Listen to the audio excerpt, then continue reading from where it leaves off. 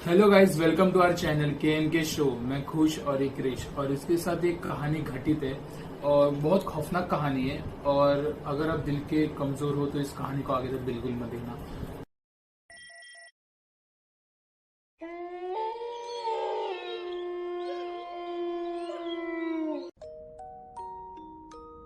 तो मतलब ये हाल ही की ही बात है।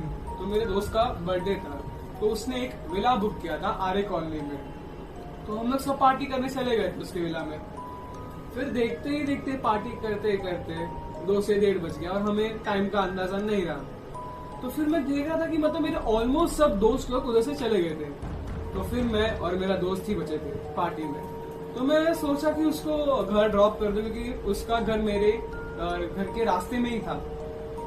पर मैं एक्चुअली बताऊं तो मेरे अंदर से पूरी फट चुकी थी, क्योंकि इतना रात हो गया था और एकदम आर्य कॉलोनी में, ऊपर से इतनी रात को। आप जस्ट इमेजिन करिए कितना हॉरिफाइंग होगा एक्सपीरियंस।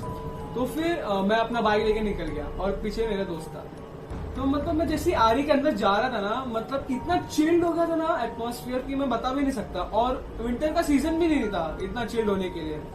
फिर दोस्त का घर आ गया, मैंने उसको ड्रॉप कर दिया।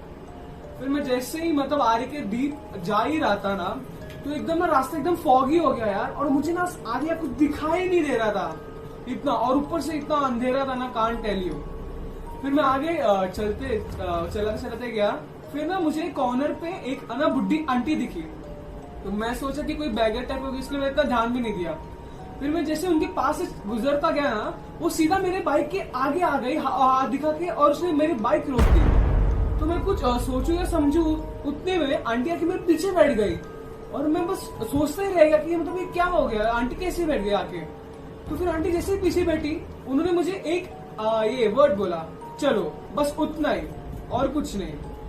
तो मैं मतलब उनकी एक आवाज सुन के मैं बस अपना बाइक चालू करके चला गया। और मैं सोचने पड़ गया यार, मतलब ये ऐसे किसी अचानक आके बैठ गई, कोई मेरी रिलेटिव भी नहीं थी।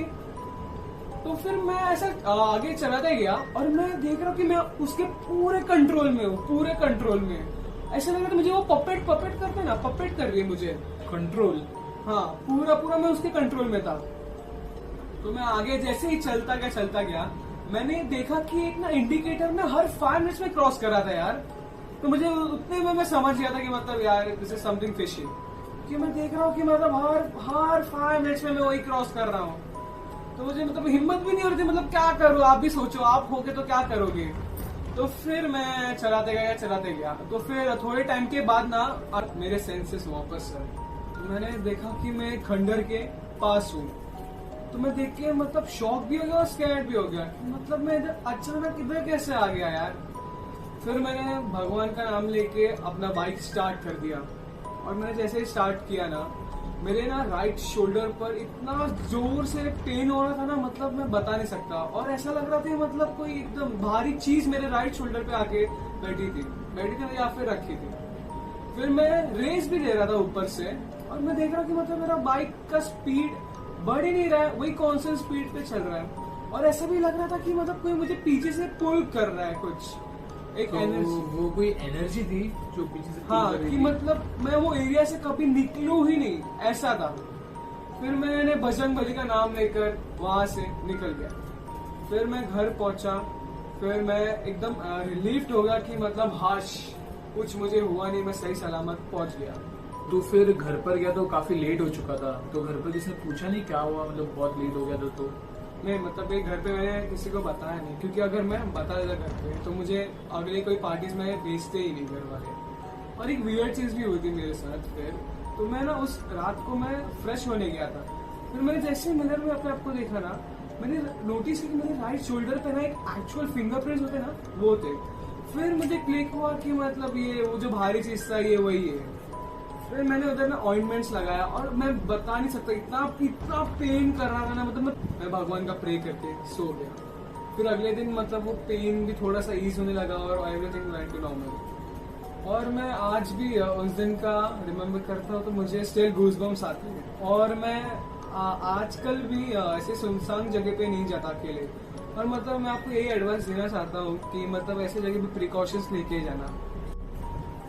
सो गाइस, जो क्रिश के साथ हुआ है और आपके साथ ना हो तो अगर आप अवॉइड करोगे ऐसी सुनसान जगह पे जाने का तो बेहतर है। और अगर आप जा भी रहे हो तो आप अपने कलीग्स फ्रेंड्स के साथ जा सकते हो।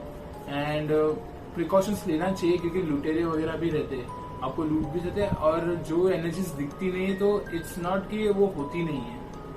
सो गाइस, अगर ये कहानी आपको अच्छी लगी तो please like share and subscribe कर देना। और नीचे हम दोनों का इंस्टाग्राम हैंडल दिया हुआ है डिस्क्रिप्शन में। अगर आपको कुछ अपना स्टोरी शेयर करना है हमारे व्यूअर्स के साथ तो प्लीज डू दैट।